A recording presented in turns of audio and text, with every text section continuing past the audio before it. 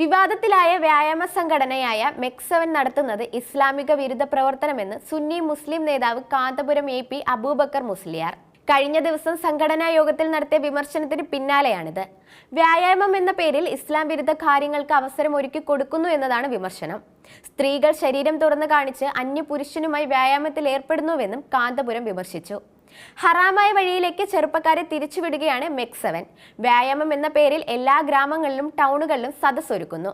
നിർബന്ധമുണ്ടെങ്കിൽ മാത്രമേ സ്ത്രീകൾ പുരുഷന്മാരെ കാണാൻ പാടുള്ളൂ എന്ന ഇസ്ലാമിന്റെ നിർദ്ദേശം ഇപ്പോൾ ഇല്ലാതാവുകയാണെന്നും അദ്ദേഹം പറഞ്ഞു. മലപ്പുറം കിഴിശ്ശേരിയിൽ ഇസ്ലത്ത് ക്ലോറേനിയം പരിപാടിയിൽ സംസാരിക്കുകയായിരുന്നു അദ്ദേഹം.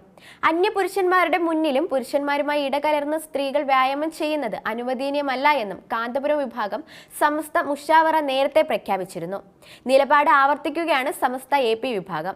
മതവിശ്വാസത്തിന് ഹാനികരമാവുന്ന വ്യായാമ പരിപാടികൾക്കും അഭ്യാസങ്ങൾക്കുമെതിരെ ജാഗ്രത പുലർത്തണമെന്നായിരുന്നു നിർദ്ദേശം. അന്യ സ്ത്രീ പുരുഷന്മാർ നോക്കുന്നതും കാണുന്നതും മതവിരുദ്ധമാണെന്ന ധാരണ പോലും ഇല്ലാതാക്കി സമൂഹത്തിൽ നാശനഷ്ടങ്ങൾ വരുത്തുന്നു. പണ്ട് പുരുഷന്മാരെ കാണുന്നതും സംസാരിക്കുന്നതും നിബന്ധനകളോടെയാണെന്ന് ഇസ്ലാം നിയമത്തെക്കുറിച്ച് സ്ത്രീകൾക്ക് ബോധമുണ്ടായിരുന്നു. ഈ മറ എടുത്തുകളഞ്ഞ് ചെറുപ്പക്കാരികളായ സ്ത്രീകളും പുരുഷന്മാരും ഒരുമിച്ച് കൂടുകയാണ്.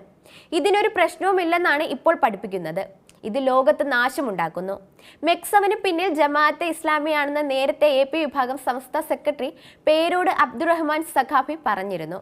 സുന്നി വിശ്വാസത്തിന് വിരുദ്ധമായ കാര്യങ്ങളാണ് നടക്കുന്നതെന്നും വിശ്വാസികൾ ഇത് തിരിച്ചറിയണമെന്നുമായിരുന്നു അബ്ദുറഹ്മാൻ സഖാഫിയുടെ മുന്നറിയിപ്പ്. MEC7 പ്രവർത്തനം സംശയാസ്പദമാണെന്നും SYS കോഴിക്കോട് ജില്ലാ സെക്രട്ടറി മുഹമ്മദ് അലി കിനാലൂരും ആരോപിച്ചിരുന്നു.